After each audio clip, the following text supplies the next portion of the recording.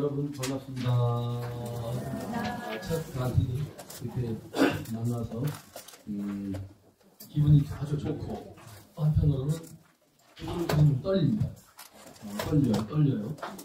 그리고 굉장히 기분이 상쾌하고 저도 협조 단경을 배운다는 마음으로 여러분들 뭐 가르친다 이런 마음 하나도 없고 나도 배워야지 잘됐다 이 참 그런 마음 자세로 이 자리에 앉아 있습니다.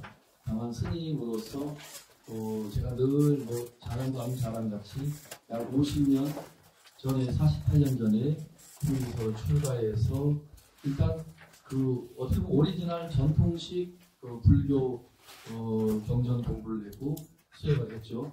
무슨 뭐 하버드대, 뭐 서울대 그런 대학을 나와서 뭘 아는 게 아니고 우리 불교 1000년, 2000년 동안 전해 내려오는 전통식 공부를 통해서 제가 습득한 거죠. 그래서 그런 또 입장에 있다는 말씀을 드리고 제가 이제 아는 만큼 같이 공부를 해도 받아들이는 그 수준이라 할까 입장이 다 다를 수 있어요. 비가 지금 봄비가 막 내리고 있는데 봄비가 내린다면 그 조그만한 뭐 버섯이나 이런 것들은 그 내리는 비 그 사람이 물을 마시듯이 수분을 섭취한다면 한계가 있다고 한계가 버섯이 뭐 얼마나 수분을 흡수하겠어요?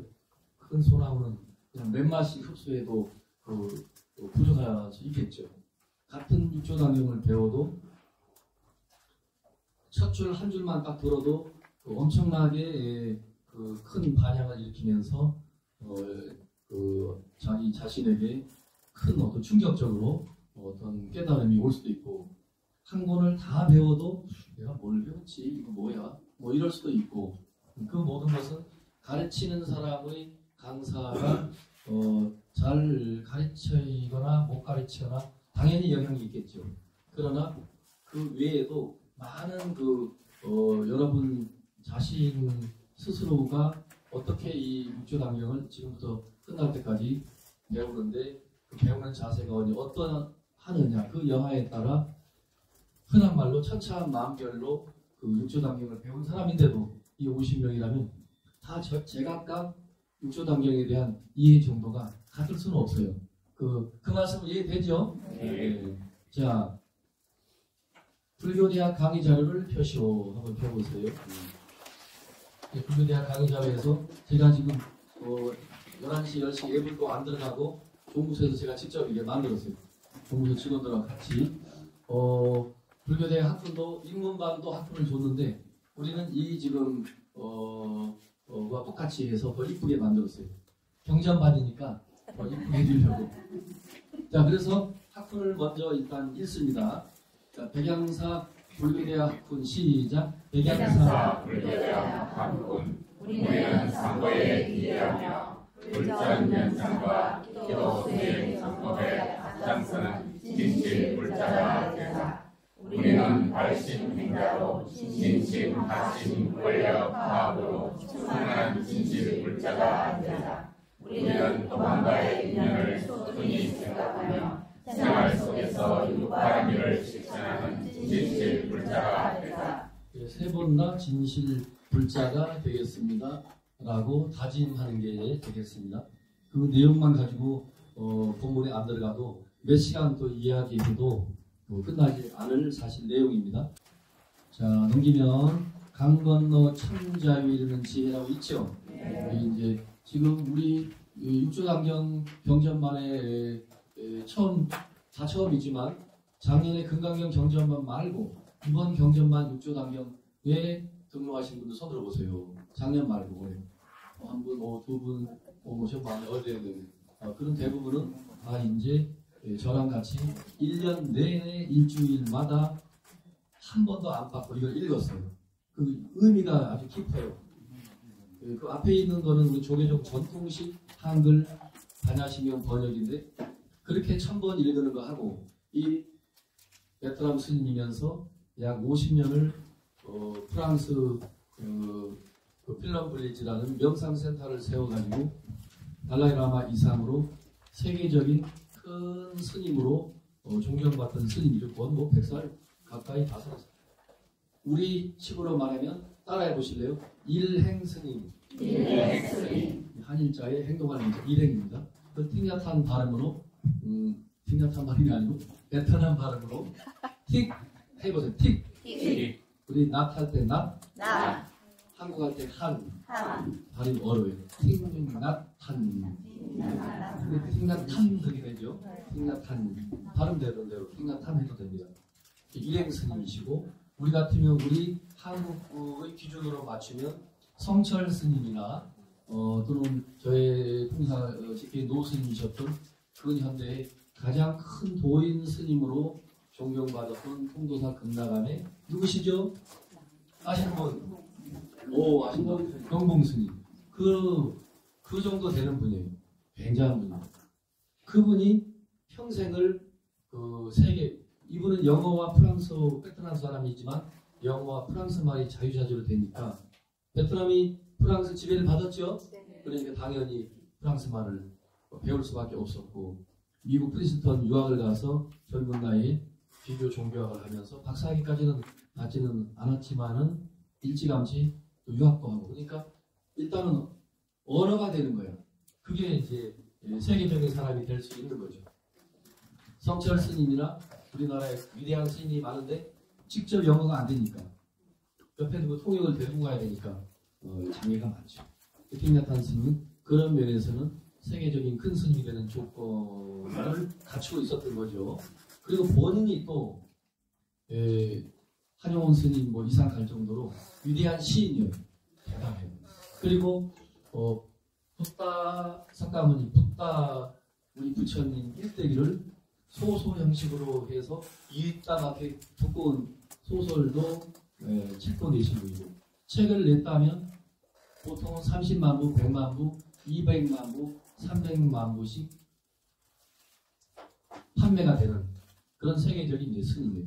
그리고 또 평생을 많은 경전 공부를 했는데 이쪽 미국이나 프랑스나 이 틱야탄 영향을 받는 모든 제가불자, 출가불자들은 우리처럼 색즉시공, 공즉시색 우리는 그걸 한 어문으로 외우고 있지만 이 사람들은 틱야탄이 번역한 영어로 다 암송을 하는 거예요. 제가 경전반에 또 우리 인문반에 우리 박두갑 거사님이 졸업할 때 특별하게 마음을 내서 책을 수십 권을 100권을 사가지고 그 틱야탄의 반야신경을 한 곳이 나눠줬거든요. 특별 기념으로. 거기 뒷면 부록에 보면 초창기에 자기가 영어로 번역한 반야신경. 죽기 몇 년 전에 2014년도 8월 달에 지금 우리가 읽어야 할 이 틱야탄 반야신경을 다시 영어로 일부 공부를 계속 평생 하는 거예요. 평생. 자기가 평생 공부했는데도 뭔가가 이게 껄쩍지근 우리말로 껄쩍지근 영어로 껄쩍지근 뭐라고 번역해야 될까? 모르겠다. 아무튼 뭔가 찜찜한 거죠. 그런데 나이 90이 80이 다 넘어가지고 손뼉을 치고 발견한 거예요. 270자 제목 10자 빼면 260자 그걸 한문 반야신경이라 하면 색즉시공 공즉시색 어쩌고 저쩌고 하는데 여기에 요 글이 빠져 있다라고 당신은 생각하는 거예요. 중국 한문이나 그 빨리어나 그 저 스리랑카나 각 나라에 있는 반야신경을 다 봤는데도 불구하고 이거는 뭔가가 빠져 있다. 자기 나름대로의 깊은 수행을 통한 통찰에 의해서 깨달은 거예요. 자, 그래서 그 부분을 이제 우리가 읽게 되는데 제가 이 책을 33년 전에 이 책을 처음 만났어요. 이런 얘기도 여러분 공부에 필요해서 해드리는 거예요. 공부는 평생 해야 됩니다. 33년 전에 30살, 29살쯤에 34년쯤 전쯤에 우연히 해인사 성철 스님 그 장경각이라는 출판사에서 성철 스님이 평생 하신 법문 설법을 또 수많은 중국의 도인 스님들의 책을 이제 한문을 한글로 잘 번역해내는데 수많은 학자들을 동원해서 다 번역해냅니다. 성철 스님이 다 하는 건 아니에요. 또 그분이 하신 그 법문은 법문대로 그대로 녹음을 발췌해서 책을 만들었고 성철 스님이 평생을 인용했던 이런 도랑본 육조단경을 포함한 수백 권의 책 속에서 37권을 따로 출연해서 교수들이나 전문 박사들에게 의뢰해서 이거는 당신이 번역하시오. 이것은 당신이 하시오 해서 다 돈 주고 특별히 전문 박사들에게 번역해 냈거든요. 그래서 우리가 성철 스님 번역한 반야신경도 있고 다 있는데 33, 4년 전에 평화로움이라는 우리 제목으로 이 반야신경이 세상에 나온 거예요. 그걸 보고 제가 30살, 29살 때인데 그냥 손발 다 들었어요. 이렇게 반야신경을 쉽게 번역할 수가 있구나. 색즉 시공 공즉 시색을 이렇게 기가 막히게 딱 한 글자로. 자, 여러분 따라하세요. 상호공존. 상호공존. 불교의 그 어려운 연기법을 상호공존이라는 그 한 단어로 그냥 끝을 내버린 거예요. 부처님의 가르침 전체가 연기법이거든요. 불교 용어나 좀 처음에 듣는 분은 생소할 수 있어요. 아무리 육조강경을 듣는 경전반이라 해도 불교 전문 용어니까. 모든 것은 인연연 일어날 기자. 모든 것은 인연과 인연이 만나서 결합해서 만들어지고 탄생하고 이루어지는데 그렇게 인연이 서로 조건이 돼서 만나서 이루어진 것은 필연적으로 반드시 그 조건, 인연이 흩어지고 해체하면 공으로 돌아간다는 거예요. 그게 바로 색즉 시공이에요. 색은 물질이잖아, 그죠? 색이 그냥 공으로 돌아가는 것이 아니라 그 색 물질 자체가 인연, 조건에 의해서 존재하는 거예요. 그렇게 인연, 조건에 의해서 존재하는 제들 잘 쓰는 문자, 댓글부터 우주 전체는 다 반드시 해체하게 돼 있고 공으로 돌아가게 돼 있다. 그게 색즉 시공이에요. 공으로 돌아가죠? 그럼 끝났네. 뭐 없는 거네. 다시 공즉 시색이잖아요. 텅 빈 공에서 어떻게 다시 태클이 생기고 우주가 생기고 해와 달이 생길까? 그 원리가 그렇게 생긴 거라고 부처님이 깨달으신 거예요.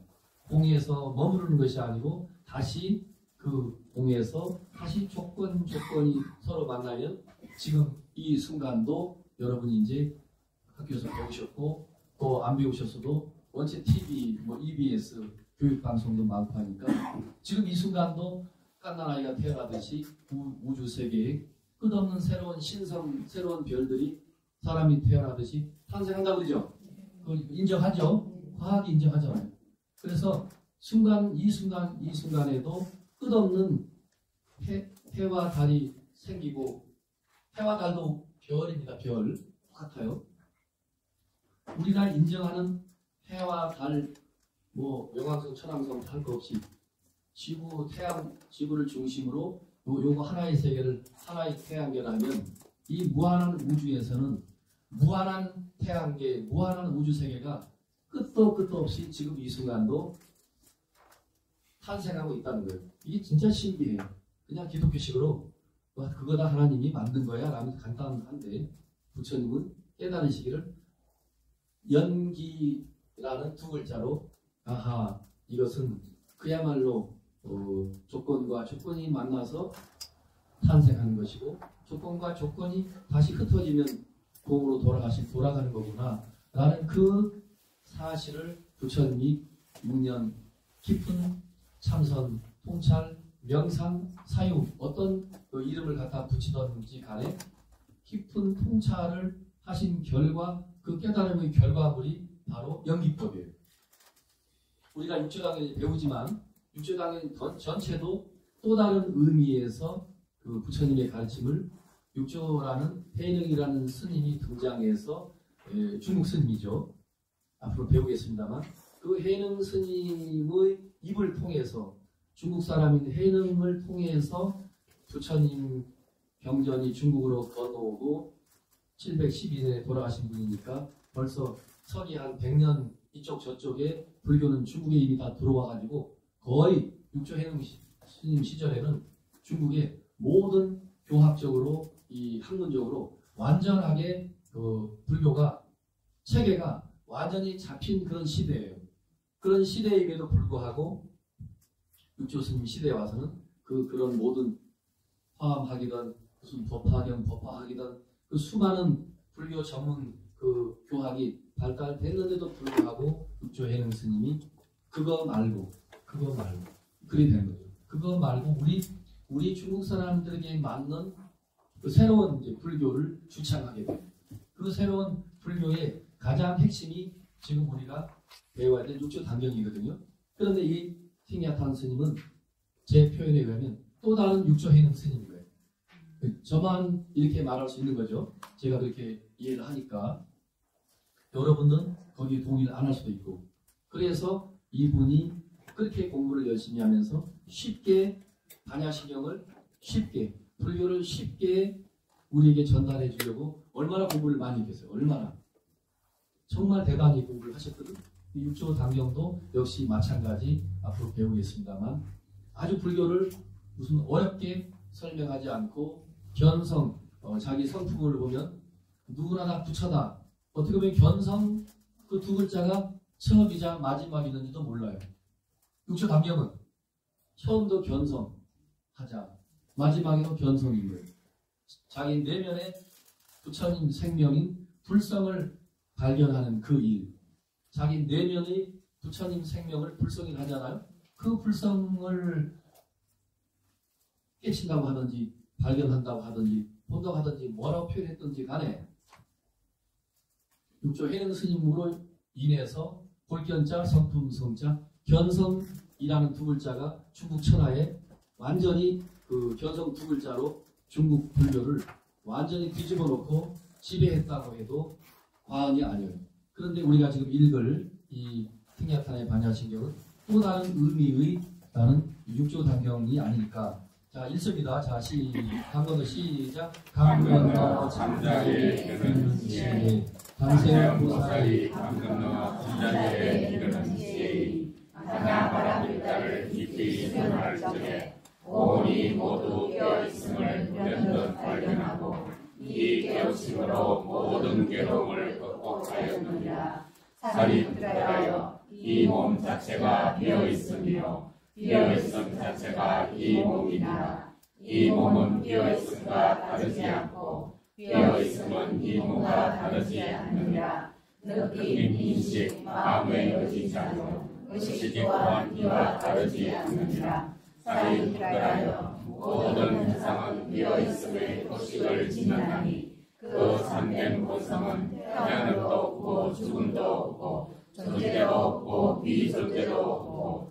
더러움도 없고 깨끗함도 없고 너른함도 없고 줄어들도 없는 본성이니라. 이런 까닭으로 비어있음 가운데 몸도 느낌도 인식도 마음의 의지작용도 의식도 따로 존재하는 분리된 자아 자체가 아니라 모든 현상의 18가지 영역인 18개 전 6가지 감각기관인 육근과 6가지 감각 대상인 육정과 6가지 의식작용인 육식 또한 따로 존재하는 분리된 자아 자체가 아니라 12영기의 생겨남과 그 선배됨 또한 따로 존재하는 분리된 자아 자체가 아니라 괴로움도 괴로움의 원인도 괴로움의 열함도 괴로움을 멸하는 길도 깨달음도 성취도 따로 존재하는 분리된 자아 자체가 아니라 이를 볼 수 있는 사람은 누구든 더 이상 성취하고 깨달을 것이 없느니라. 강 건너 잠자리에 이르는 지혜인 반야바라밀다를 수행하는 보살은 더 이상 마음에 아무런 걸림이 없으며 마음에 아무런 걸림이 없음에 모든 두려움을 극복하고 그릇된 인식을 타파하여 완전한 멸망을 실현할 수 있느니라. 과거세와 현재세와 미래세의 모든 부처는 강 건너 잠자리에 이르는 지혜인 반야바라밀다를 수행하여 진정하고 완전한 깨달음을 얻을 수 있느니라. 그러니 사리부트라여 강 건너 잠자리에 이르는 지혜인 반야바라밀다는 위대한 진언이요 더없이 밝은 진언이요 최고의 진언이요 견딜 바 없는 진언이요 온갖 괴로움을 없애는 푸르의 진리임을 알지어다. 강 건너 잠자리에 이르는 지혜인 반야바라밀다를 장탄하는 진언을 바보같이 이르노라. 곁에 곁에 바라같대 바라삼같대 곧 있으라. 곁에 곁에 바라같대 바라삼같대 곧 있으라. 곁에 곁에 바라같대 바라삼같대 곧 있으라. 강내 강내 건너갔네. 모두 건너가서 한 깨달음을 이루었네. 강내 강내 건너갔네. 모두 건너가서 한 깨달음을 이루었네. 강내 강내 건너갔네. 모두 건너가서 한 깨달음을 이루었네. 잘 따르셨습니다. 이와 같이 이제 우리가 일주일마다 이 팅야탄 버전으로 반야식을 읽을 겁니다. 기존 모든 번역과 다른 것은 한두 가지가 아니지만 마지막에도 기존 번역은 가자 가자 어서 가자. 우리가 앞으로 가야 될 곳이지. 저 극락은, 저 깨달음은, 저 정토의 세계는, 저 해탈의 세계는 우리가 앞으로 당위적으로 앞으로 쟁취해야 된다. 뭘 쟁취한다면 얻어야 된다라고, 앞으로 미래에 얻어야 된다라고 번역을 하는데 팅야타는 그런 번역을 허용하지 않아요. 뭔 소리 하는 거예요? 이미 우리는 가짜를 알게 된 거예요. 이미 우리는 육조단경으로 이미 우리는 본래 청정한 불성 부처님 성품을 이미 우리는 가지고 있고, 그 성품을 자기가 보는 순간 그 성품을 보는 것을 따라왔습니다. 견성. 그 견성 두 글자예요. 견성이면 끝나는 거예요. 이 팅야탄 스님도 자기의 참 성품을 보면 이미 저쪽 피안의 세계를, 저쪽 언덕을 피안이라고 그러죠. 뭐 다른 식으로 말하면 그 파라다이스, 뭐 유토피아, 그 불교적인 의미가 아니니까 갖다 붙일 건 없지만, 아무튼 행복한 저쪽 나라로 건너가자가 아니고 이미 우리는 건너갔어. 건너갔음을 확인하는 그 작업을 이 육조단경에서 달리 말하면 견성 공부인 거예요. 달리 말하면 이미 우리는 건너간 사람이야. 그거 어떻게 인정 못하겠는데, 저는 아침 저녁으로 하도 치밀고 뭐 시기질투도 많고 오늘도 부부싸움 하다 왔고, 견성한 사람이 부부싸움 안 하잖아요.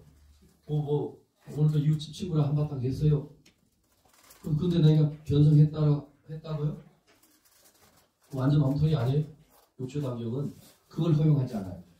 이미 우리는 본래 부처라는 그 사실을 인정할 것. 그리고 인정 못하겠어? 그러면 자, 따라하세요. 마하반야 바라밀 마하반야 바라밀 안지나 서나 당신 생각 안지나 서나 마하반야 바라밀. 이게 요만큼도 제가 더 덧붙이지 않고 육조 스님 말씀이에요. 어떻게 육조 스님 말씀이 이어지나? 본문에 가면 스님이 쉽게 말씀하셔서 그렇지 딱 맞네. 안지나서나 당신 생각, 안지나서나 마하반야 바라밀만 생각 염자 염하라 그래요. 육조단경 처음부터 끝까지 참선하라. 후대 수행 방법으로 발달한 화두 참선하라 이런 거 없어요. 오로지 마하반야 바라밀만 염하라 한다 이거죠.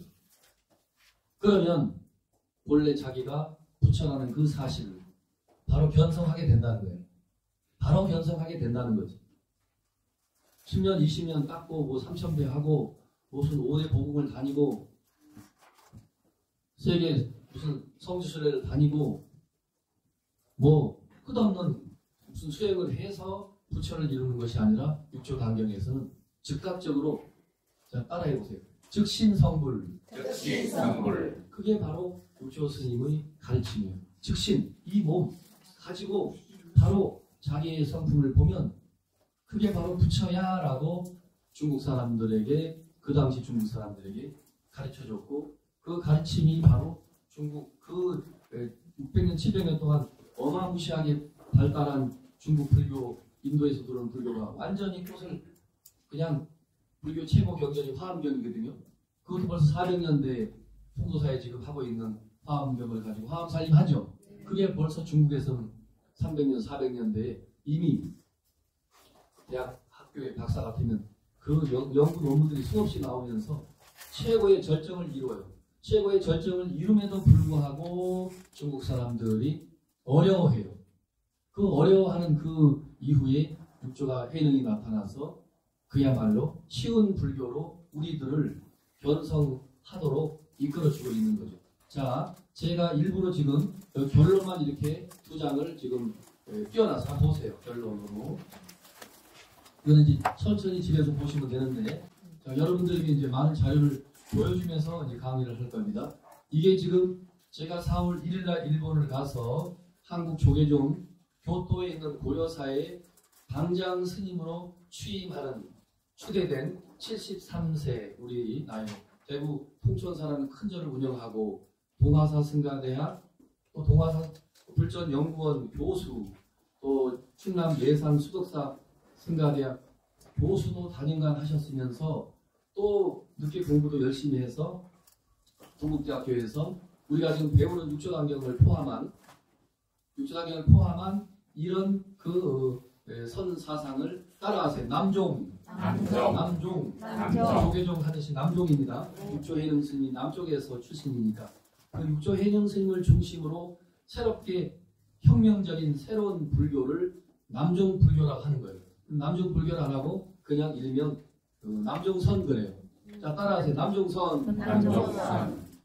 이 남종의 선사상을 연구해서 달리 말하면 육조단경 우리가 지금 배우고 있는 도난본 육조단경을 집중적으로 연구해서 박사학위를 받은 이게 박사학위 논문이에요. 근데 이 스님은 저랑 79년도에 풍산 승가대학을 같이 졸업했습니다. 그때 저는 18살. 이 스님은 지금 70세이시니까 저랑 한 9살 차이가 나네. 그러면 이 스님은 그때 27살쯤 됐겠죠. 우리 스님들은 어릴 때 중도 있고 늦게 스님된 사람 있으니까. 그래서 이 책의 결론 부분을 제가 그렇게 복사해서 여러분들에게 결론으로 거기다 끼워놓은 거예요. 아셨죠? 여러분 그거만 읽으면 박사학위 논문 이거 다 읽을 거 없어요. 요즘은 급한 초스피드 시대에 스님이 이렇게 한참 얘기하면 스님 본론으로 갑시다. 결론만 말하세요. 뭐 이렇게 장황하게 설명합니까? 그만큼 우리들이 본론, 핵심, 결론만 우리가 성질 급하기도 급하지만 그래서 넣어놨다는 말씀드리고 자, 또 하나 뭐 드렸죠? 좀 무거판 같은 거 그거 자, 그거 자, 그래 지금 이제 그걸 펴십시오. 자, 그거는 자, 이 책입니다. 법보단경 육조단경을 다른 말로 법보단경이라고도 합니다. 여러분 법보단경 이제 성철 스님, 사제 스님이면서 범어사 스님이면서 60년, 70년대에 대학생 불교 대불련이라는 그 단체에 최초로 만들면서 우리 불교계의 어떻게 보면 1세대 대중 불교 운동하신 아주 위대한 스님이에요. 성철 스님 못지않는 아주 위대한 스님이에요. 성철 스님도 이 스님 아주 존경할 정도로. 성철 스님이 형, 사형님이고 이분이 이제 사제가 되는데 이분이 82년도에 벌써 82년도 7월 달에 처음 인쇄했어요. 그럼 이게 벌써 몇 년 된 거야?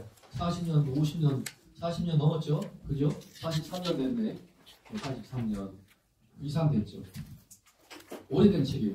이분도 일찌감치 이런 아주 좋은 그 핵심적인 그 정전이나 이런 큰 중국의 도인 스님들의 책을 이렇게 일찌감치 번역을 했는데 자, 저를 보세요. 성철 스님이나 또 다른 그 시절의 큰 스님들하고는 좀 또 다른 차원이에요. 성철 스님 위대한 스님이죠. 한국 불교의 최고로 위대한 스님이 한 분이 성철 스님이지만 그분하고 색깔이 달라요.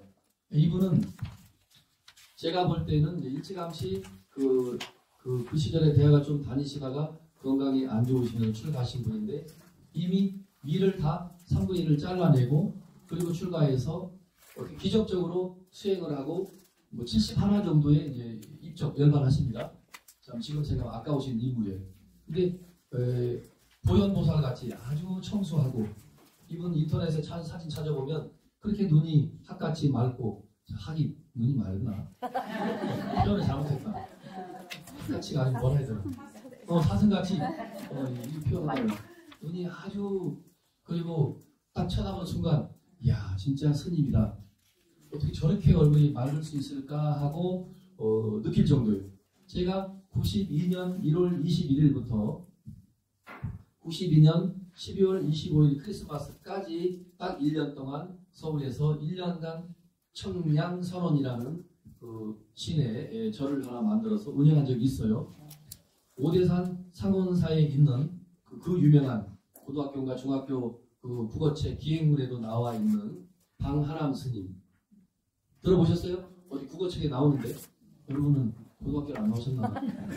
중학교 책에 나오나? 아무튼 있거든. 진짜 나와요. 저는 검정고시를 했어도 본 적이 있거든. 그런데 기행문에 나와요. 기행문 나오거든요.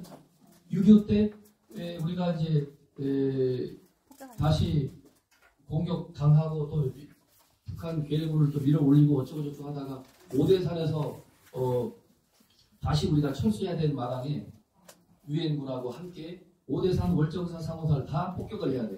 다 실제 폭격했어요. 그래서 흔적 없이 사라졌어요. 그런데 탑하고 일부 석탑은 남아있지만 그 상원사도 세조 쇠양대군과 인연 있는 곳이죠. 네. 쇠양대군이 세조가 세조 임금 때 꿈에 이렇게 뭐가 어느 동자가 나타나가지고 아니 실지 거기 오대산에 갔다가 정멸봉에 기도하고 쇠양대군 세조가 그때 세조지 그래 하도 막 피부병 있고 해서 그 오대산 그 시원한 물에 등록을 하고 이거 왜 꼬마가 갑자기 나타나길래 야 너 누구냐 하니까 예 저는 뭐 동자입니다. 그래 내 좀 등 좀 긁어라. 등을 이렇게 긁었는데 세조 임금이 피부병이 다 살아있다는 거죠. 어떻게 옛날엔 그런 전설도 많아. 요즘은 그런 전설. 근데 세조 시령이 나오니까 세조 임금님이 거짓말할 일 없고 그래서 다 너무 신기해서 세조 임금이 왜 이렇게 갑자기 시원하고 다 피부병이 사라졌어요. 순간에 거짓말처럼. 근데 야 너 임금님 그래 등을 긁어주고 만졌다고 하지 마라 이랬다는 거예요. 그러니까 문수 동자가 임금은 그 문수 동자 만났다고 하지 마시오 이랬다는 거 아니에요. 문수 동자한테 보니까 이건 뭐 꿈도 아니고 그냥 사라지고 펑 하고 사라진 거예요. 너무 신기해서 이제 돌아와서 그대로 본대로 그림 그리는 그 왕조 시대의 봉건 시대는 그 화가가 하나 있잖아요, 그죠? 빨리 오라 해서 본대로 우리 몽타주 범인 장판 몽타주 소상 그림을 그 그림대로 그려서 지금 현재도 상원사 문수전에 모셔져 있는 불상이 문수동자입니다. 여기에 이렇게 여러분 목욕탕 가면 이렇게 목욕탕 사우나 같은 데 가면 흙을 또르를 마다 이렇게 하고 있죠. 그런 형상이에요. 그렇게 해서 문수동자를 모셔져 있고 그리고 문수전을 또 들어가려니까 고양이가 나타나가지고 또 세조를 막 끌어내요. 세조가 언제 수양대군 시절에 요즘 말로 하면 얼마나 많은 사람을 죽였겠어요. 원한을 사니까 어디든지 그 암살자 요즘 말로 자객이 숨어 있는 거지. 그 고양이가 끌어내려놓고 신기하다 해서 경호원들한테 야 저 법당 한번 수색해봐 하니까 거기 자객이 숨어 있는 거예요. 그 고양이가 세조 임금을 또 살린 거예요. 그래서 그 문수전 올라간 초입 양 계단 입구에 고양이 2마리가 형상화되어 있어요. 그런 거 들어보셨죠? 네. 그럼 내가 이 얘기를 왜 했지? 몰라요. 네? 아무튼 눈이 맞다. 반갑습니다. 그래서 92년도에 포교당을 제가 종범 스님 사역이니까 모시고 통사 그때는 방장 아니지만 전 주지이셨던 비로함에 지금 계신 원명 그 큰 스님을 모시고 제가 아주 정중하게 개원식을 했거든요. 근데 그때 사진을 찍어놓은 사진을 저를 보니까 내가 광덕 스님 닮았더라니까. 지금은 이제 지금 70이 넘어서 이게 지금 엉망진창이지만 그때는 나도 눈이 저렇게 맑은 시절이 있었구나. 지금도 제 눈이 사슴 같죠? 네. 초롱초롱하죠? 네. 그런 기억이 납니다. 그래서 이분이 이 법보강령을 일찌감치 번역을 해내는데 성철 스님 사형인 자기 사형인 성철 스님이 서문을 썼어요. 이건 뭐 기똥찬 서문이야. 성철 스님의 서문이 여러분 거기는 없지만 이 서문이 이것도 역시 성철 스님 같은 박학다식하면서 육조해능 스님 정도의 최고의 선사가 아니면 이런 식의 글이 안 나와요. 기가 막힌 또 글이야. 성철 스님만이 쓰실 수 있는 글이 있어요. 그분만의 어떤 특색, 그죠? 이게 이제 있는데 그건 없지만 자 해설 폈죠? 자 그래서 제가 특별히 여러분들에게 육조당경 공부하기 전에 이분은 돈한권 우리가 배우는 돈한권 이 육조당경을 모본으로 이거를 텍스트 원본으로 해서 서문을 쓴 건 아니에요. 자 참고로 육조당경은 여러 본이 있어요. 크게 지금 돈한권 육조당경을 가장 오래된 고본이라고 해요. 해고자. 그 다음에 뭐 종고본, 또 해음본, 설승본, 그 다음에 대승사본, 무슨 뭐 덕이본. 본이라는 것은 무슨 뜻인지 아실까요? 본. 일본 할 때 본자인데 책이라는 뜻입니다. 그 일본 할 때 쓰는 근본 고자가 책이라는 뜻이에요. 덕이본 그러면 덕이 스님이 만든 책.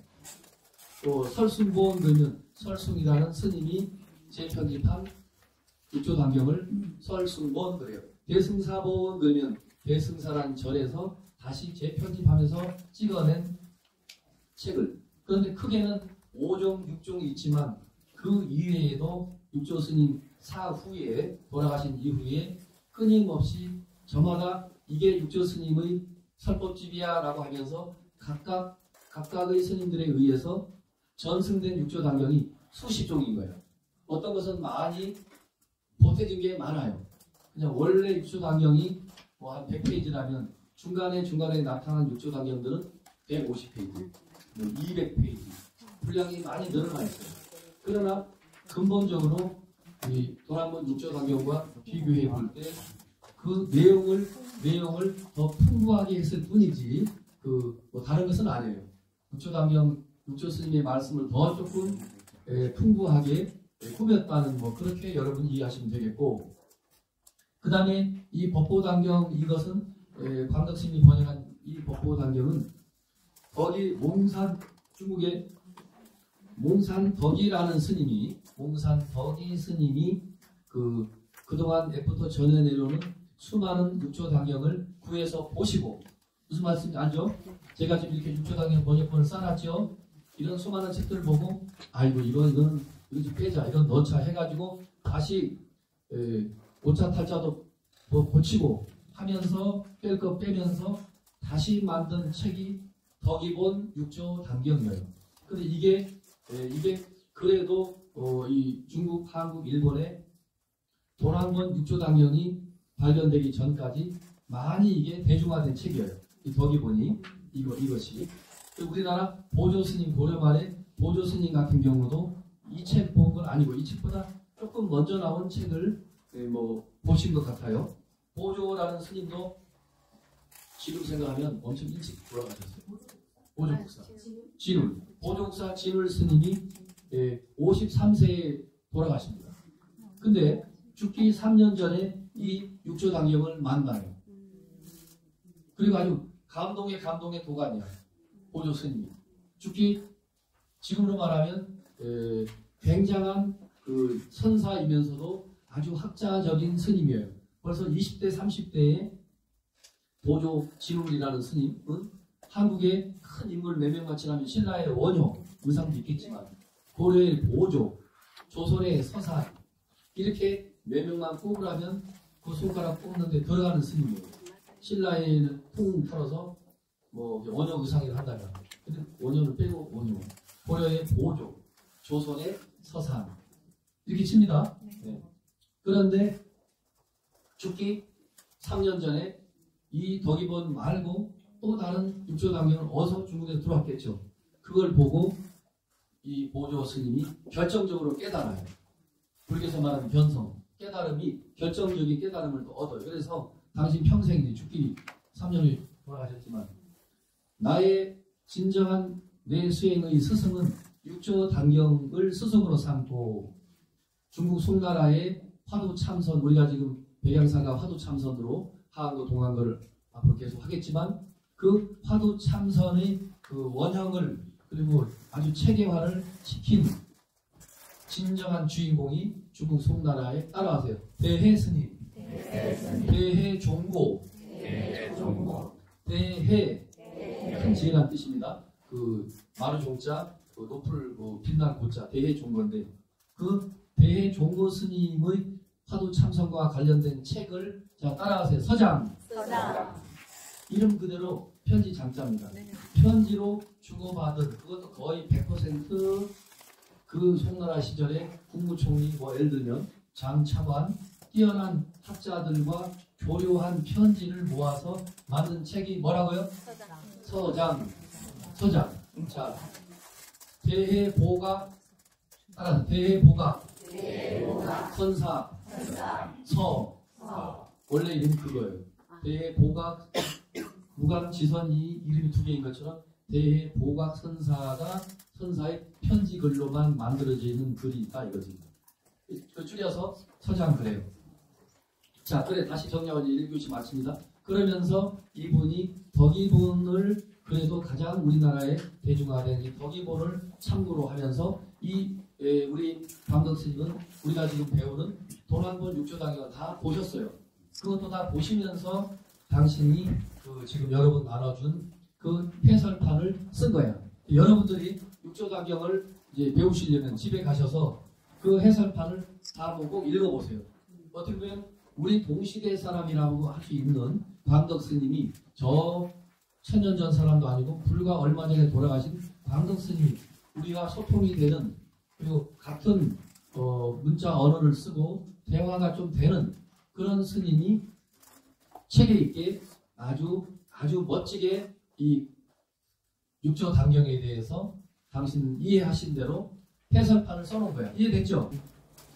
광덕 스님께서 이제 덕이본을 중심으로 한 법보당경, 육조당경이라고 이름을 안 하고 법보당경이라고도 그렇게 합니다. 아셨죠? 뭐 법보당경이라 했다가 육조당경이라 했다가 왜 헷갈리냐 하는데 그렇게 두 가지 세 가지로 이름을 지어서 전해 내려왔습니다. 해설해놓고 당경의 성격 그랬죠. 자, 또 불교는 붙어 있습니다. 시작. 우리의 사회와 상황에 처하여 대응하는 것이다. 스톱. 그 참 첫 줄이 굉장히 중요해요. 그 줄에서 여러분이 멈춰야 돼요. 불교는 부처님의 깨달음 내용이 자각이죠. 불교는 부처님의 깨달음을 그 깨달음의 내용을 우리가 살고 있는 이 현실 세계, 이 사회와 상황에 맞게 상황에 처하여 개연한 것이다. 그것은 발표한 것이다. 드러내 나타내 보인 거다. 쉽게 말해서 불교는 부처님이 깨달으신 그 가르침을 불교라고 그래요. 그래서 부처님 깨달을 불교 그럽니다. 부처님의 가르침을 불교라 하기도 하고 또 부처님이 깨달으신 그 가르침을 불교라 하기도 하고 부처님이 깨달으신 그 내용을 부처님이 참 뭘 깨달았던 당신이 깨달으신 내용으로 구성되어 있는 게 팔만대장경이지. 팔만대장경 통칭. 근데 결국 불교는 부처님 가르침이라는 거죠. 자, 저를 보세요.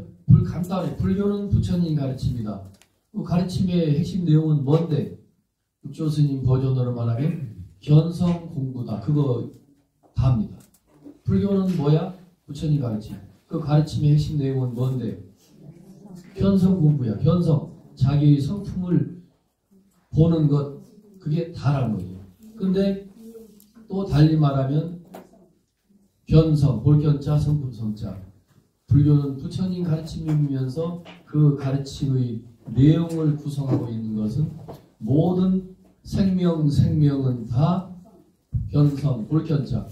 모든 생명은 이 괴승불교까지 포함해서 설명하면 그야말로 이 우주 전체가 다 부처님 생명 아닌 것이 없다고 하는 것이 대승불교에서 광범위하게 말하는 대승불교적인 불성론이에요.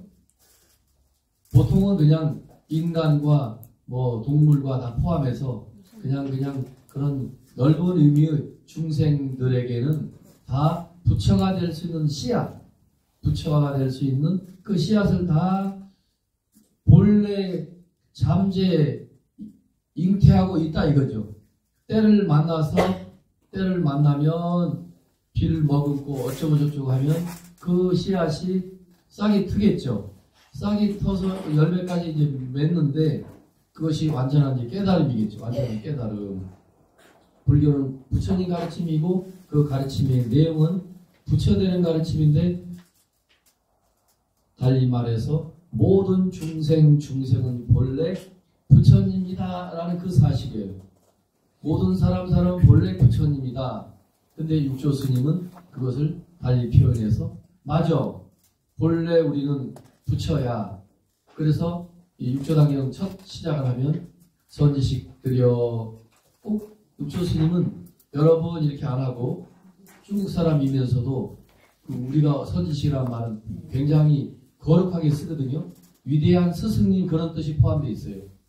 부처님, 위대한 도인들에게 붙여주는 이름을 선지식이라고 해요. 중국말로, 한문으로. 착할 선자지만 잘 아는 지식인. 그 지식인한테 그 지식이에요. 근데 그냥 지식인이 아니고 완전하게 잘 아는 지식인이라는 거죠. 근데 그런 단순한 지식인이 아니고 자기 마음을 깨달은 성자를 다른 말로 선지식이라 한다 이거야. 근데 딱 지금 육조당경 첫 강의하러 이 자리에 앉은 것처럼 육조해능 스님은 37살에 최초로 이런 강연자 같은 강연자, 불교에서는 이런 법상 또 스님이 그 법을 설하는 스님이 앉는 자리를 법좌 그래요. 법좌. 앉을 자리 좌자. 또 아니면 법석 또는 뭐 이렇게 뭐 그런 표현도 쓰죠. 그 자리에 올라가서 부처님 이렇게 부르는 거와 똑같아요. 그 모인 대중들에게 여러분은 부처님입니다 라고 하는 거와 똑같다니까. 선지식 드려 보리자성은 본래 청정하나니. 그게 아까 부처님 말씀 똑같아요.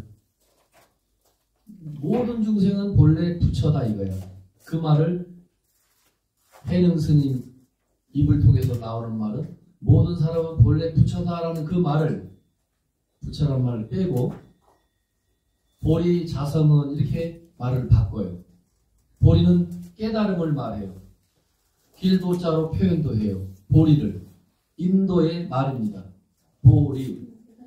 인도 말로 제가 오리지널 인도 발음을 할 줄은 모르지만 보디 그래. 보디. 부처도 인도 말로 붓다 그러죠. 그죠? 붓다. 보디. 보디가 무슨 말인데 깨달음이라는 한문으로는 깨달을 각자예요. 깨달음. 길도자도 그 같은 뜻으로 써요. 도라고 하든 깨달을 각이라 하든. 근데 육조해능 스님은 부처님 대승경전이나 모든 경전에서 모든 중생은 본래 불성 부처가 될 수 있는 그 성품을 가지고 있습니다 라고 했는데 육조해는 그렇게 말하지 않고 보리자성이니까 본래 보리를 그냥 쉬운 우리말로 깨달음의 우리들이 가지고 있는 그 깨달음 그 자체 우리의 불성이라고 또 안 하고 자성이라고 그래요. 자성 자기 성품은 본래 청정하다 이렇게 말해요. 부처님 말씀과 똑같아요. 모든 중생은 본래 불성을 가진 존재야라는 이 말과 깨달음의 자기 성품은 본래 청정하다 말하면 말 다 한 거예요. 수억 천만만 년 그 이전부터 우리가 수없이 이 지구상에 또 이 우주간에 윤회하고 오고 가면서 아무 상관없이 본래 우리의 그 마음자리 달리 말하면 쉽게 마음자리는 본래 청정한 것이야 이 말이에요. 원래 청정하다 이거예요. 다만 그 청정한, 다만 본래 깨끗하고 청정한 불성, 그 마음, 그 청정한 불성이 청정하다고, 그 청정한 그 마음자리를 그대로 온전하게 사용하라는 게 육조 스님 말이에요. 그대로 온전하게 사용하면, 자, 따라하십니다. 직요성불. 직요성불. 곧직자, 바로 직자, 마칠 요자, 이룰 성자, 붙여 불자입니다. 그냥 우리식으로 쉽게 번역해서 청정한 자기 마음자리를 그대로 온전하게 그대로 일상생활 속에서 내어 쓰라 이거예요. 그럼 네가 붙여야 그 말이에요. 이미 부처를 다 이룬 거야. 30년, 50년 닦아서 부처가 되는 게 아니라니까. 굉장히 아주 요즘 말로 혁명적으로, 아주 뭐 혁신적으로 불교의 깨달음을 육조 스님의 그 스타일로 가르쳐주고 있는 거예요. 여기서 불교는 부처님의 깨달음의 내용을 우리가 살고 있는 이 현실 세계, 이 사회와 이 상황에 맞게, 자 보세요. 이 상황에 맞게 불교가 짠 하고 나타났다는 뜻이에요. 개헌이라는 말은. 이해됐죠? 한문이 어려워. 한문, 이 옛날 사람들이 배우니까 이렇게 써야 유식한가? 근데 이제 이분이 유식하려고 쓴 게 아니고, 그게 몸에 배어서 학습을 통해서 이 한문투의 이런 사용 언어들이 완전히 몸에 배어서 그래요. 그러나 자각 자체는, 그 깨달음 자체는 생각이나 이론으로 이룰 수 없다 그랬죠. 이래서 이제 우리가 수행이 필요한 거예요. 이 깨달음 자체는 생각이나 어떤 이론으로 이룰 수 없다. 없으니 그 다음에 읽습니다. 시작. 이는 수 없다. 더욱이 남에게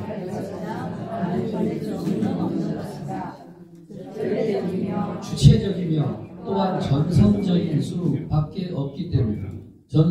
전성적인 이 도리는 결코 대상화, 분단화를 불허하여 그에 대한 인식은 오로지 자각, 자증에 호소할 수밖에 없기 때문이다. 이 말이 무슨 말이냐?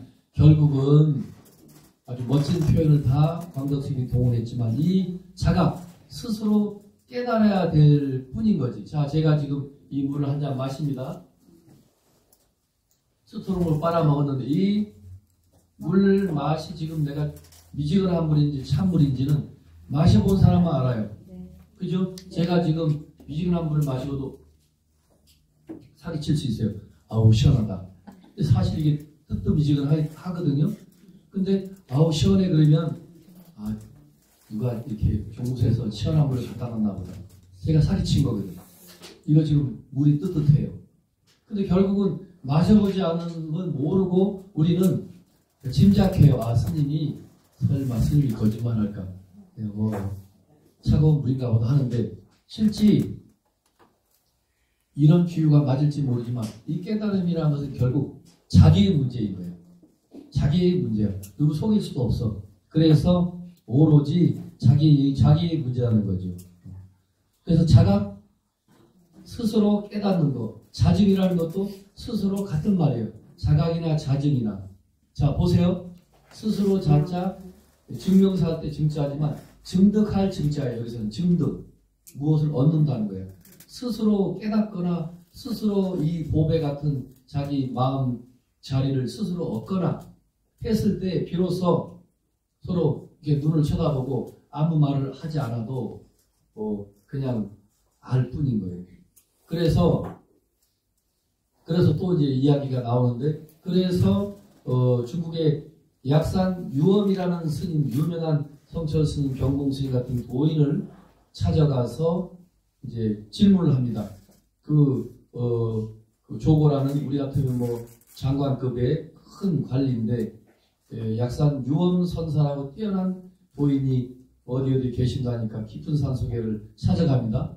이 하물산 같은 소나무가 이렇게 웅장하게 이렇게 숲을 이루고 있는데, 갔더니 한여름인지 스님이 그 송림 아래에 이렇게 뭐 멍석을 깔고 이런 다 찌그러진 깨진 조그만한 손바닥만한 경상을 하나 펼쳐놓고 다리도 다 깨지고 부러진 거 이렇게 끈으로 묶어가지고 이렇게 해놓고 이런 책 2권 올려놓고 이제 앉아 계시는 거예요. 그러니까 조고가 가서 근데 이 스님 자체가 아까 제가 어려서 젊어서 광덕 스님 보고 한 마리 핫같다고 했잖아요. 핫같아요. 이야 어떻게 눈은 사슴 같고 어떻게 수행을 하면 저렇게 맑을 수 있습니까? 자 따라하십니다. 연득신영사경 연덕신영사경 큰 스님이 얼마나 수행을 하셨는지 얼마나 수행을 하셨는지 큰 스님의 모습은 한 마리의 학 같으시네. 한 마리의 학 같으시네. 피쩍 마른 한 마리의 학인 거야. 그래서 이렇게 사진 찍거나 스님이 이렇게 뚱뚱한 스님한테 말하면 맞아 죽겠다. 뚱뚱한 스님이라면 수행자가 아닌 거지. 낮이나 밤이나 먹는 걸 밝혔겠지. 그래서 스님이 뚱뚱하다? 그 뭔가가 근데 선천적으로 부모로부터 물려받은 DNA가 뚱보가 있겠지 또. 그렇게 또 어떻게 피해 나가야지. 아무튼 이 스님은 이정말 얼마나 수련을 하셨으면 저렇게 서로 한끼를 잡수고 솔잎만 잡수고 수행을 하셨길래 그럴까. 그냥 한 마리 학이 서 있습니다. 천주 송하 양함경 청구루 상징적인 거죠. 청구루 이청구루 청구루 소나무 사이에 앉아 계시는데 경전 2권이 이렇게 경상 위에 책상 위에 올려져 있더라고요. 아래 따라하세요. 천주 송하 양함경 양 두 개 할 때 두 양자입니다. 함은 이제 경전을 담아놓은 경전을 담는 우리 아까 하우 찌는 거 좋죠? 경전을 담는 경전 그거지. 그걸 옛날에 함이라고 합니다. 함. 경전집 2권이 이렇게 사각형으로 만들어서 마치 경전처럼 만들어요. 그 안에 쏙 놓고 보면 직지신경을 청주에서 이렇게 만들 때 제본 떠서 만들 때 보면 옛날 한지로 이렇게 사각형 박을 만들어서 그 안에 직지신경을 넣어서 선물용으로 나눠주고 그러거든요. 그런 케이스를 만든 거예요.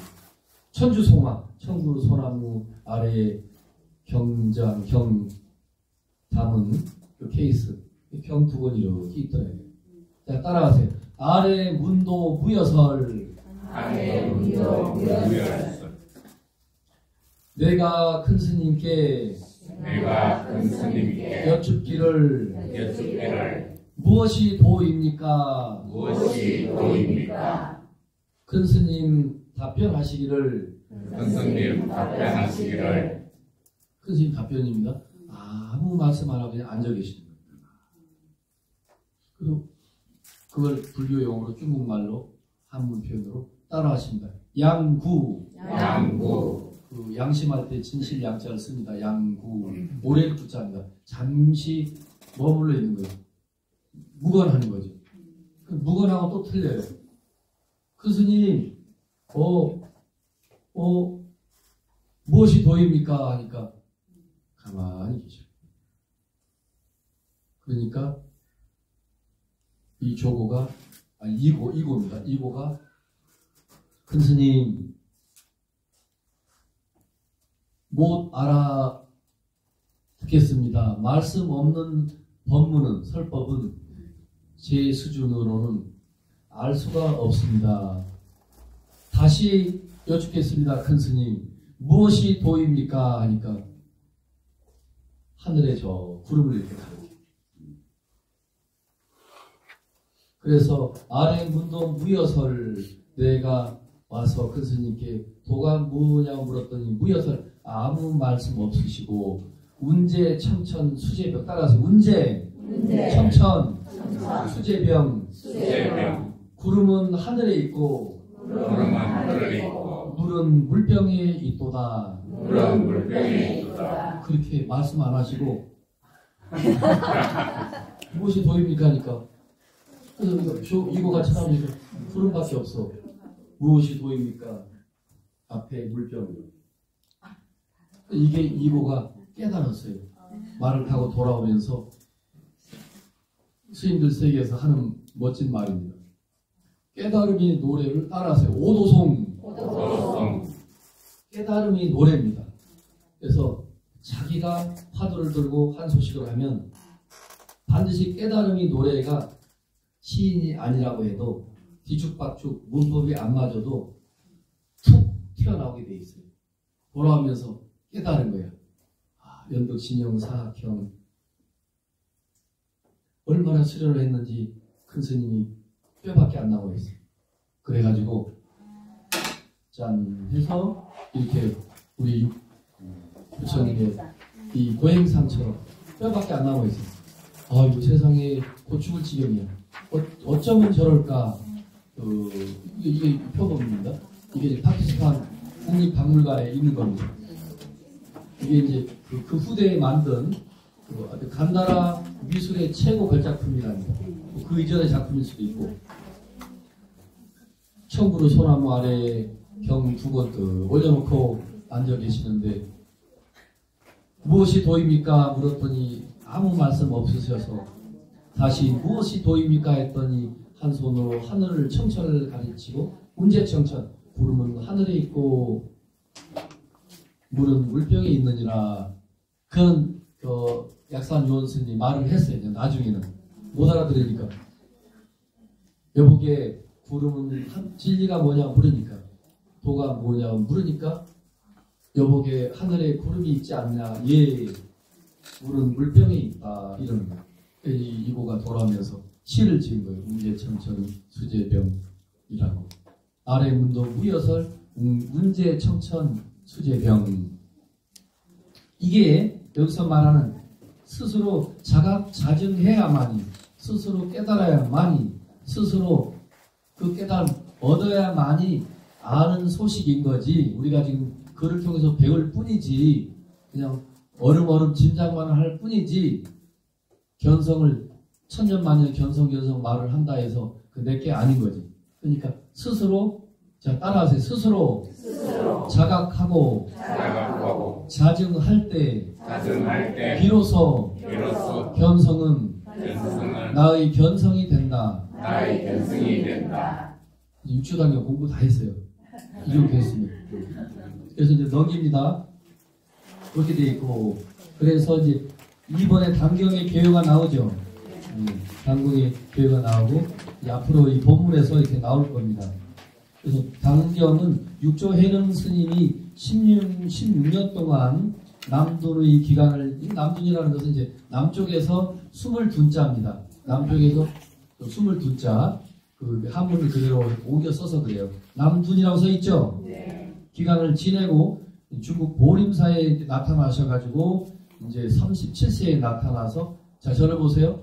16년 동안 사냥꾼 속에서 숨어 살고 그때나 지금이나 잘나면 암살자들이 많아요. 죽이려고 설쳐. 그때나 24살짜리 더벅머리 총각, 본문에서 나오겠지만 총각으로 8개월 만에 도를 깨달아가지고 그 위대한 도인이 되니까 그 800명, 700명의 기란성 같은 뛰어난 학자들이, 우리는 뭐야? 오조홍인 큰 스님한테 우리가 평생을 충성을 하고 배웠는데 후계자는 저 일자 무식쟁이 24살짜리 더벅머리 총각이 와서 저 무슨 조폭도 아니고 저 뭐지? 어떻게 저럴 수 있어? 인정할 수 없는 거예요. 죽이고 싶은 거예요. 그래서 죽이러 진짜 쫓아와요. 그 16년을 도망자, 영화 도망자 있죠? 네. 그런 식이야. 도망자 생활을 막 하는 거예요. 그러다가 16년 만에 따라하십시오. 시절 인연. 반드시 시절 인연이 필요해요. 시절이라는 것은 봄, 여름, 가을, 겨울 시절을 말하고, 봄이라는 시절, 계절, 겨울이라는 계절. 백양사 주지 지선 스님은 30년을 충북 괴산에서 낙엽 죽고 풀 뽑고 동계산골에서 살다가 백양사에 2023년도 9월 4일 날 백양사 추지로 온 거야. 그게 이제 제가 만난 거죠. 그 인연을 만난 거야. 저쪽 꼴짜기에 두메산골에 30년 있다가 그야말로 진짜로 두메산골에 풀만 뽑고 그렇게 낙엽이나 쓸고 있다가 여기 짠하고 나타났는데 그게 시절이면서 인연인 거예요. 그래서 그 시절 인연이 연장선상에서 지금 내리 해수로는 3년째 지금 뭐 벌써 2번 졸업을 시켰으니까 여기까지 와서 지금 여러분과 함께 도난권 6조 단경을 공부를 하고 있는데 우리 해능 스님은 16년 만에 때가 왔다라고 아시고 시내에 나타나셔서 짠 나타나셨는데 그 나타나신 과정은 전부 본문에서 나와요. 지금 말하면 재미없다. 자, 넘겨보세요. 그렇게 이제 16년을 쭉 하시고 해오셨고 자 넘어가요. 자 3번 선종사에 있어서의 위치일이 나오죠. 3번 15페이지 15페이지 여러분이 집에서는 자세히 읽어보셔야 됩니다. 지금 내가 시간상 더 띄는 거예요. 3번 찾았죠? 네. 선종사에 있어서의 위치 이 선종이라는 참선하는 이 선종의 역사에서 우리 해능 스님이 어떠한 위치를 차지할까? 자 한마디로 자 절 보세요. 한마디로 선종사에 있어서 최고의 위치를 차지하고 있어요. 육조 해능 스님이. 육조 해능 스님보다 더 최고는 없어요. 특히 이 당나라 이후에 남쪽에서 발달한 이 참선법을 남종선 그래요. 이 남종선이 시작이 육조 해능 스님으로부터 시작을 한 거예요. 육조 해능 스님. 그래서 이 육조 해능 스님이야말로 선종사에 있어서 넘버원인 거지.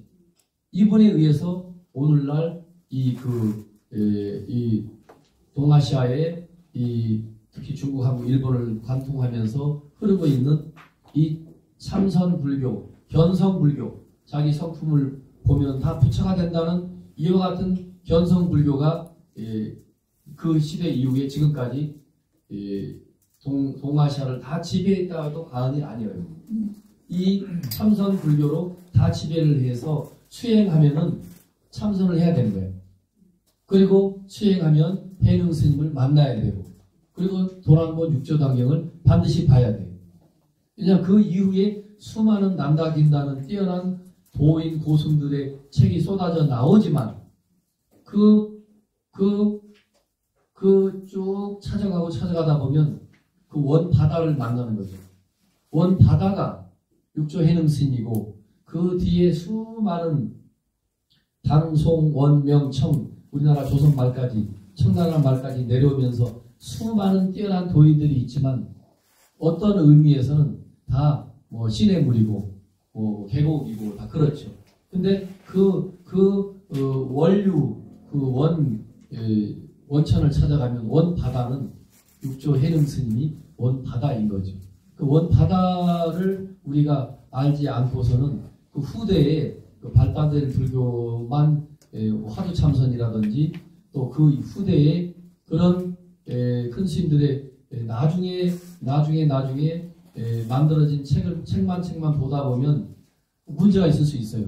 오리지널 선의 원류이면서 원뿌리인 그 육조 해능 스님 도난권 단경을 보지 않으면 나중에 문제가 발생하죠.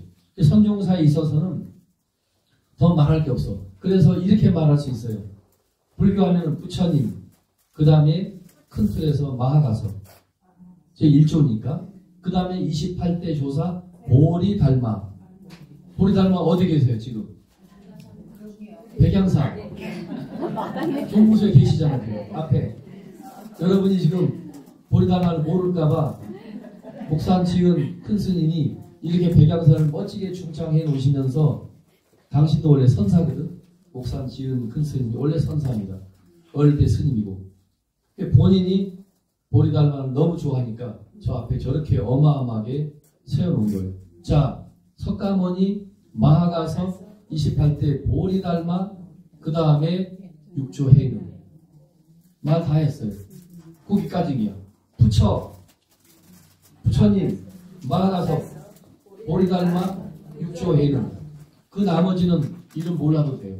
그 정도로 그 우리 불교 역사에서 굉장한 분이에요. 다만 여러분의 그 시야를 넓혀주기 위해서 한 말씀만 더 붙이면, 그 남방불교라 해서 저 동남아시아, 스리랑카, 미얀마, 라오스, 태국 이쪽에서 그 부처님 이후에 끊임없이 전승되어온 그 불교 경전을 따라하십니다. 초기 경전, 근본 경전, 초기 불교, 근본 불교.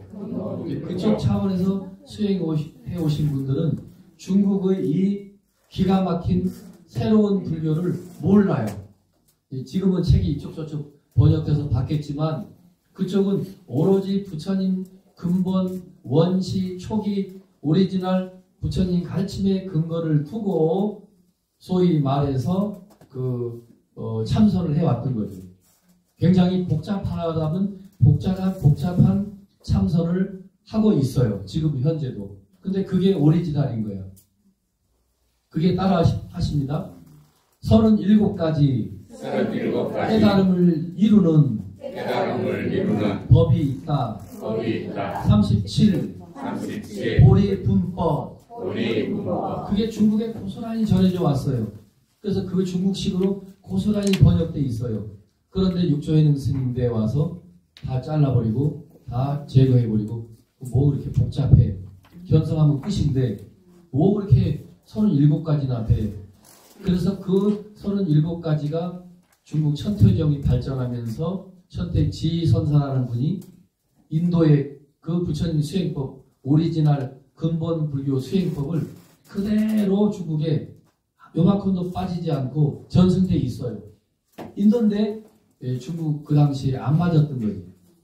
안 맞다 보니까 이 새로운 불교를 표방하면서 이 남종 육조 해능 스님을 시작으로 남종선, 그죠? 남쪽에서 최초로 시작한 그 종파기 때문에 남종, 참선선자를 붙여서 남종선 그래요. 그 선종사에 있어서 더 말할 게 없다. 석가모니, 보리달마, 육조 해능. 그 세 사람만 여러분이 암기하고 있으면 최고를 알고 있는 거예요. 자, 넘겨봅니다. 자, 넘겨봐요. 자, 4번 해능 조사의 주창점 나오죠? 여러분이 집에서 다 한번 읽어보시기 바랍니다. 자, 한마디만 여기 요점만 정리하면 시간 관계상 해능 조사, 즉 해능 스님이 이 육조 당경 당신의 설법 법문을 통해서 집요하게 핵심적으로 주창하고 제시하는 것은 뭐냐? 자, 따라하세요. 생활선, 활동선, 동적인 선, 행주자와, 걸으나 앉으나, 행주, 머무르나, 누우나, 요즘 말하면 자나 깨나 그런 뜻이에요. 자나 깨나 다 해당되는 것이지 견성 공부가 가만히 앉아서만 하는 게 아니다 이거예요. 그래서 이 해능 스님의 육조 단경에서는 그 고요히 앉아서 좌선을 고집하고 하는 그런 수행을 굉장히 야단을 쳐요. 육조 스님은 그 책 보고 고요히 앉아있고 뭐 벽만 바라보고 있고, 육조 스님 당시에는 화두라는 것을 제시 안 했으니까 오로지 이제 본문에서 배우겠지만 오로지 금강경을 읽기를 권장하고, 마하반야 바라미를 늘 관세음보살을 부르듯이 마하반야 바라미를 늘 자나깨나 염송하라 그래요.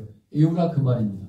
그리고 금강경을 의지해서, 우리 작년 금강경 배웠죠? 네. 그렇게 한번 배우고 끝나는 게 아니라 영원히 금강경을 놓치지 말고 늘 금강경을 독송하면서 뜻을 음미하면서 하면 누구나 다 자동으로 견성한다라고 육조 단경에서는 가르쳐주고 있어요. 여기서 해능 스님이 주창하는 주창점은 고요한 정적인, 고요한 깊은 산속에 들어가서 한다든지, 그것을 다 해능 스님은 다 박살을 내는 거죠. 그렇게 하면 그걸 수행 아니야 이렇게 됩니다. 넘겨봅니다. 단경의 이제 성립은 보면 이게 이제 그 자, 따라하세요. 돈한본, 해흔본, 헐숭본, 덕이본, 중보본, 그 외에 수십 종류의 육조당경이 있다. 그렇게 알고 계시면 돼요. 그 중에 우리는 최고의 오래된 도본이 이제 청나라 말주민가 우연히 중국 돈항, 여기 가보신 분 계시겠지만 중국 돈항이라는 굴이 이렇게 산더미 같은 흙 속에 덮여 있는 게 어떠어떠한 인연으로 그 세상에 벗겨지고 드러나면서 수많은 역사학자, 탐험가, 프랑스, 영국 사람들이 막 가서 그 돈항 발견된 이후에 스님들 요즘 말로 돈 주고 매수해서 그 책도 막 사가고 내가 돈 줄게 이러고 쌀도 줄게 해가지고 그게 지금 이 돈항본도 이 목판으로 여기가 목판으로 찍어놓은 게 아니고 그 육조 스님 사후 돌아가신 이후에 손자, 제자들이 필사본이에요. 필사본. 그래서 오자가 많아요. 그 필사본인데 그거를 가지고 그 영국으로 간 거지. 영국 사람이. 영국 대형 박물관에 지금 이게 있는 거예요. 이 지금 그나마 가장 오래된 고본인데 그것도 붓으로 필사한 필사본인데 근데 그것도 또 일본 사람이 영국에 갔다가 그 박물관에서 발견을 하고 일본에 이 불교에 관심이 많은 분이 그때도 사진기가 있었대요. 일제시대에.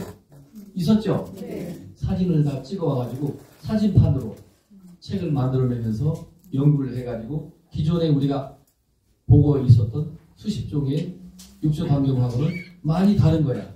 내용도 많이 줄어져 있고 그러면서 자 돈한본 육조 단경을 그래도 완전한 오리지널이라 할 수는 없지만 그래도 가장 그 가필 더 손 안 대고 자 맨얼굴 그 맨얼굴이라는 화장 안 한 얼굴 근데 이 육조 법보 단경 돈한본 단경 그 이후의 수십종은 전부 덧붙이고 덧칠하고 화장을 더덕더덕 해놓은 상태의 육조 단경인 거예요.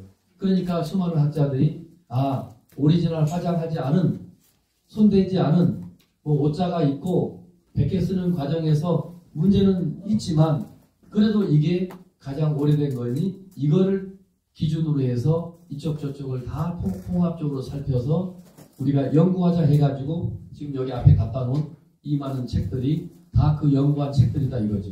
아셨죠? 네. 자, 넘겨봅니다. 한국 불교에도 이 단경은 그야말로 지대하게 영향을 끼치고 있고 한마디만 말씀드릴게요. 여러분이 집에 가서 자세히 보세요. 대한불교 조계종이라죠. 그죠? 조계종 자체가 이 육조해전 스님이 평생을 계셨던 중국 광저우의 그 조계산에 그 보림사라는 절 또는 지금 오늘날 남아선사라는 절에 그 옆에 대범사라는 절에 오며 가시며 평생을 71세 돌아가실 때까지 사셨거든요. 근데 우리 한국 불교 자체 최고의 마다들, 장자 역할을 하고 있는 수백 개의 불교 종파 중에 최고의 그 역사도 깊고 오래된 그러면서 정통, 발을정자 정통파 종파이면서도 한국 불교 종파 전체의 대표 선수격인 우리 조계종이 이름 종파 자체 이름 자체가 조계종이라고 바로 이 육조해능 스님을 잇는 거예요. 얼마나 육조해능 스님을 사랑하고 존경하고 흠모하면 그 스님 그 사셨던 동네 이름 그 조계할 때는 계자는 신의 계자입니다. 그 산은 조계산이고 우리 순천 송강사도 조계산이죠. 그것도 전부 이 중국 조계산의 이름을 같이 따온 거예요. 그래서 한국 불교의 이 단경, 육조 단경의 위치는 이와 같이 상상을 초월하는 영향을 끼치고 있다. 그렇게 아시면 되겠고. 자, 7번 넘겨보세요. 해능선의 의 이렇게 나오죠? 그건 이제 해능선의 의는 그대로 견성 그 이상의 이하도 아니라는 거예요. 여러분 자세히 읽어보면 공부가 될 겁니다. 해능선의 진정한 뜻은 뭘까? 돌견자, 성품, 성자, 견성. 첫째도 견성, 둘째도 견성, 셋째도 견성이에요. 견성 그 외에 더 할 말이 없는 거죠. 그 견성에 가장 의의를 두고 그 주안점을 두고 요즘 말로 거기에 견성의 포커스를 딱 맞추고 당신이 육조당연 끝날 때까지 계속 그 말씀만 하십니다. 넘겨보세요. 마지막 8번 연보가 나오죠. 여기 스님의 일생을 이렇게 짤막하게 이제 나와 있어요. 마지막 연보를 보면 그 조사의 행력에 대하여서는 단경 약서에 자세히 상세함으로 여기서는 간단한 연보로 이를 대신한다 이렇게 돼 있죠. 조사라는 건 이제 바로 여기서는 이제 육조 해능 스님을 보통 해능 대사라고도 하지만 이때는 그 큰 도인으로서 할아버지 조자 조부님한테 조자입니다. 스승사자 조사 그래요. 해능 조사, 뭐 성철 조사 이렇게 하면은 굉장히 높여 부르는 뜻입니다. 조사라고 하면 자, 그 끝까지 읽어야 돼요. 서기부터 시작. 서기 620년 당고조 무덕 3년 대사의 부 신주로 낙향. 대사의 아버지가 그 광저우 소주 신주라는 땅으로 고향으로 이제 내려오셨다 이겁니다. 또 두 번째 읽습니다. 시작. 서기 638년 당나라 태종 정관 12년에 2월 8일에 태어났다고 되어 있죠.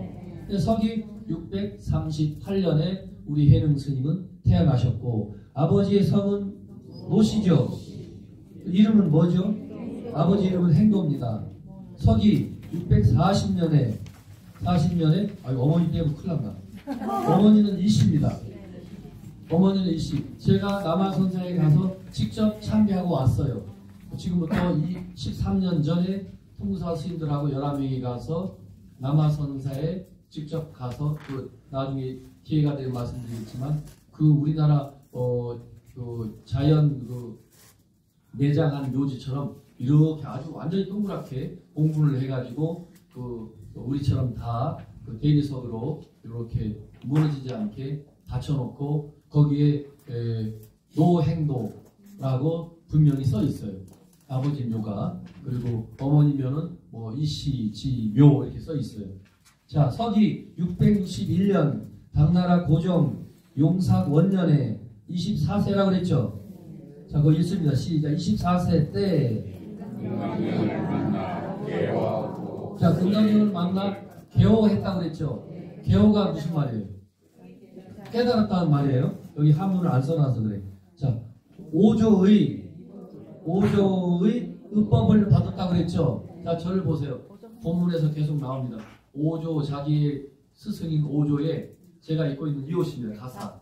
이걸 이것을 의라고 그래요. 옷 입자, 의. 그리고 오조의 법을 받은 거야. 아셨죠? 그 다음에 그 이후에 남쪽으로 숨어서 16년을 지냈다고 했죠. 아까 남진이라는 말 나왔죠.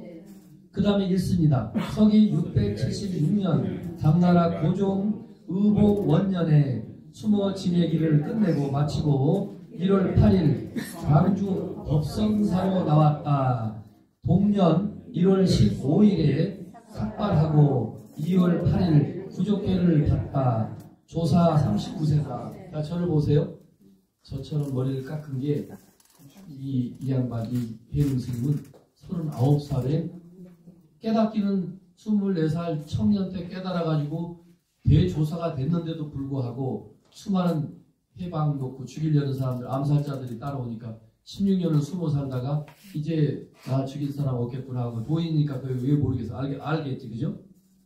나타나셔가지고 해서 이제 머리를 깎고 부처님 출가하는 날이 2월 8일이거든. 이제 앞으로 기회가 되면 말씀하지만 이런 이제 프로필 양력들은 이거를 편집하는 사람들이 오늘날 전문 학자들의 말입니다. 어느 정도는 이거를 다 믿어서는 안 돼요. 다 옛날 사람들은 좀 허풍도 세고 또 그 출가하는 날도 부처님이 2월 8일날 출가했거든요. 근데 육조 해능 스님도 2월 8일날 머리 깎은 걸로. 무슨 말인지 알죠? 이 뭔가 좀 육조 당경을 그리고 육조해능 스님을 좀 돋보이기 위해서 좋은 의미입니다. 그래서 1월 15일 날 머리를 깎고 2월 8일 날 부처님 출가제일 날 비구계를 받았다는 거예요. 그리고 39세에 이제 정식으로 이 세상에 나타나서 짠 하고 돌아가실 때까지 법문을 하신 거예요. 자, 677년 의봉 2년 소주 보림사로 옮겼다 돼 있죠. 그 다음에 읽습니다. 시작. 서기 700년 1월 15일 강중종 강나라 중종 임금님이 초청했는데 병을 핑계로 안 가십니다. 또 읽습니다. 동명 9월 3일 중종이 나나사와 수정가루를 드리다 동시에 너사의 그거를 군사로 한다. 서기 712년 태국 원년 7월 군사에 답을 드린 다음에 중고가 서기 713년 개원 원년 7월 1일 예종에게 하루의 공매를 예고하고 공을 8일 신주 부사로 옮기고 8월 3일 임명하다. 강주 76세. 보통 이제 옛날서는 나이를 향수, 향년 몇 세 그러죠. 우리가 일반 신문을 봐도 무슨 어떤 사람 돌아가시면 향년 몇 세 그러죠. 향년도 해년자고 수도 목숨의 숫자니까 같은 뜻입니다. 그래서 적어도 우리 해능 스님은 돌아가시기 전에 미리 제자들에게 미리 알려주는 거죠. 나 언제 갈 거다, 너네들 이 정도는 돼야 돼, 그죠? 자기 갈 때 미리 말하고. 그리고 구군사도 제가 가봤습니다. 2011년도에 또 배범사 이 경전에 육조당임을 최초로 법문하신 배범사도 가봤고 남아선사도 보림사가 이제 남아선사가 된 겁니다. 그걸 다 가봤어요. 그래서 처음에는 중종이 초청을 했는데 안 갔습니다. 근데 옛날에는 어디 감히 무엄하게 황제가 초대한다 아마 그래서 안 오면 그거는 사형이야, 사형. 그 정도로 그 시절에 무지막지 하니까. 그래서 그 설간이라고 하는 그 요즘 같은 비서실장을 보냅니다. 설간인가? 보내요. 보내서 그러면 처음에 안 오면 뭐 죽이든지 네 마음대로 해라 이렇게까지 했다는 거예요. 그런데 육조 스님을 뵙고 너무 감동을 먹고 스님, 그 스님 중종 황제가 쉽게 이해할 수 있도록 신요, 마음신, 요점요 이 참선법의 핵심 요점을 정리해 주시면 제가 황제 폐하께 잘 전달하겠습니다라고 해서 그때 그 비서실장이 해준 그 법문이 지금도 전해 내려고 있어요. 그 법문이.